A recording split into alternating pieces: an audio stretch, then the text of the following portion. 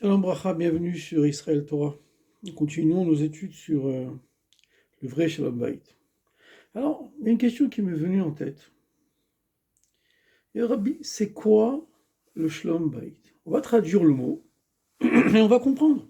Première question. Deuxième question, à quoi ça sert le Shalom Bayit? Tout ce qu'on fait en général, enfin beaucoup de choses de ce qu'on fait en général, ça a un but, c'est pour faire quelque chose. La question que je pose est la suivante. À quoi ça sert le Shalom Bayit?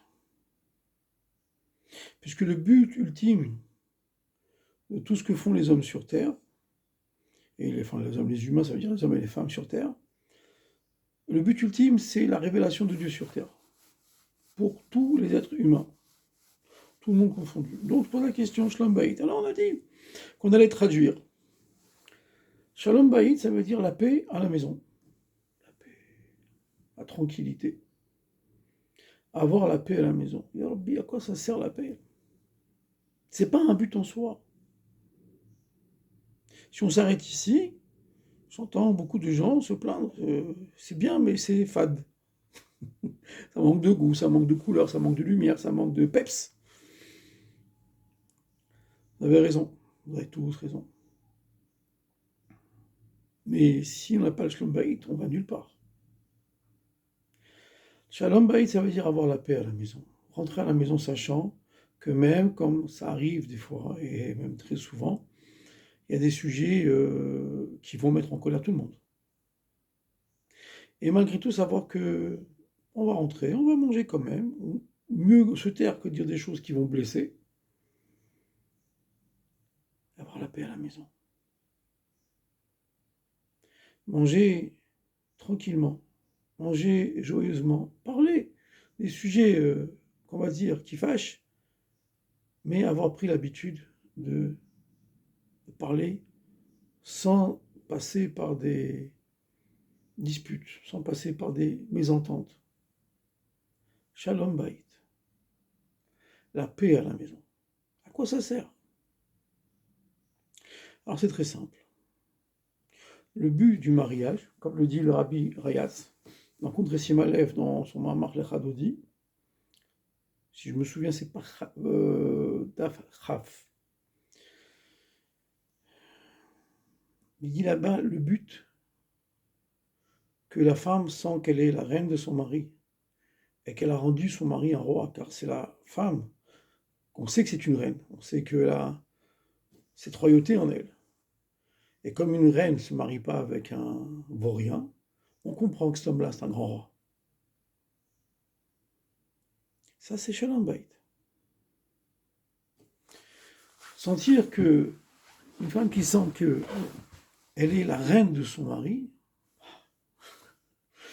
elle construit le ciel et la terre. Mais à quoi ça sert? Alors je vais prendre une référence sur le Chumash, qui est repris plus que largement par le Rabbi de Lubavitch dans le grand Mamar qu'il a repris chaque année pendant 40 ans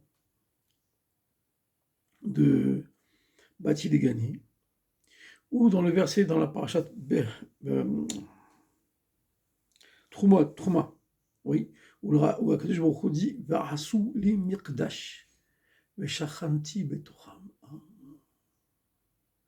Ils vont me faire un mishkan, un mikdash, un beit hamikdash, ve'shachanti betocham.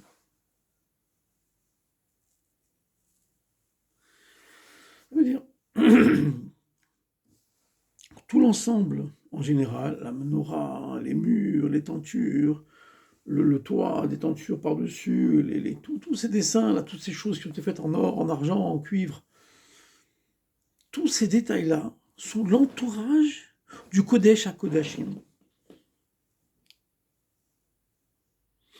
C'est Masechet Sota, Perek Shishi, ou Khamishi, je ne sais plus, raconte que les Romains, quand ils ont détruit le temple, comme les Hébreux, les Juifs n'avaient pas des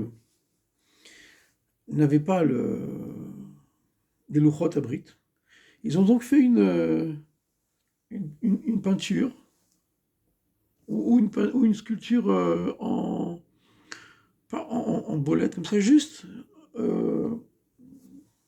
en semi en semi-sculpté, oui, d'un homme et d'une femme, des chérubins. Et quand ils sont rentrés dans le Kodesh HaKodashim, une fois avoir détruit le temple, ils ont trouvé que cet homme et cette femme-là, les chérubins en question, ils étaient en union physique comme un homme y va avec son épouse après le mikvé. Le but du Beit HaMikdash, c'est l'union physique totale de l'âme et du corps entre Dieu et le peuple juif. Comme c'est marqué dans tous les Mamarim que Knesset Israël, c'est la femme, hein, le peuple juif, c'est la femme, et que Akadosh Baruch Hu, Dieu, c'est l'homme. Et donc, le spirituel, c'est le temple, c'est les horaires, c'est les jours de fête. Tout ça, c'est du spirituel. Tout ça, ce sont les fondations qui permettent que quand le corps va s'exprimer, en vérité, quand l'âme va s'exprimer par le corps, ce sera total, parfait, sans bavure, sans fuite, impeccable. La dame, elle est complètement lâchée, et le monsieur, il est complètement lâché lui aussi. Donc leur âme s'exprime à travers leur corps. Alors je vois des gens qui m'ont dit ouais non, je fais pas Shabbat, mais juste je fume un petit peu et je vois la télévision, mais voilà. Non, non, en fait. La cache-croûte, bon ça va, je mange cachère à la maison, bon dehors, je me prends un fiche. T'as rien compris. T'as rien compris. Construis ton shalom bayit. Dieu, il est comme toi. Il est jaloux. Les Israël aussi, ils sont jaloux.